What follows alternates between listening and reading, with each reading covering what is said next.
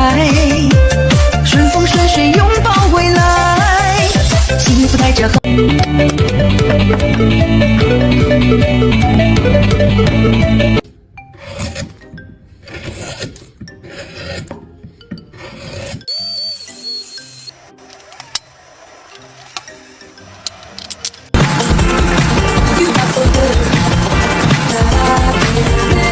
More profitable than these big ticket items like this.